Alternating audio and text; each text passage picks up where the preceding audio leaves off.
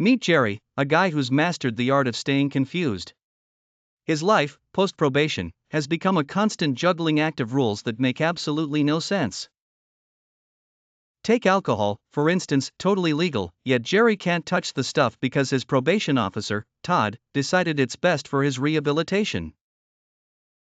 Todd, with his permanent look of smug self-importance, loves laying down the law.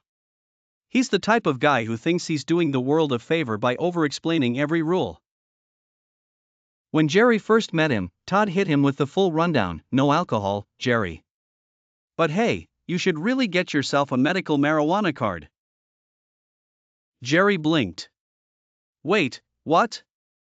So, weed, the illegal drug, I should get a card for, but legal beer is off the table?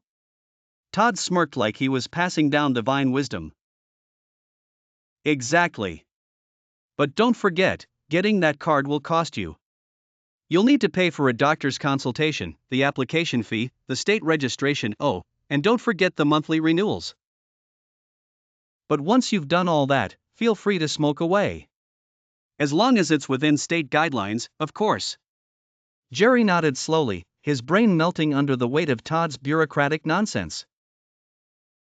He didn't even smoke much, so what was the point?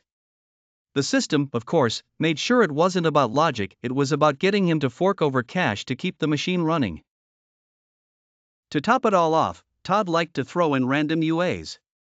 Just to keep you on your toes, Jerry. Gotta make sure you're not indulging in anything illegal, except the legal weed, of course. So there Jerry was, often standing in line with an eclectic cast of characters at the testing center, all equally baffled by their own existence. His favorite was Marty, a guy who could smuggle a whole minibar in his jacket and never get caught. Marty once leaned over to Jerry while they were waiting for their UAs and whispered, "You want some whiskey? I've got a nice single malt hidden in here." Jerry could only shake his head. "I'm on probation. No beer." Marty gave him a pitying look and pulled out a tiny bottle. "That's rough, man.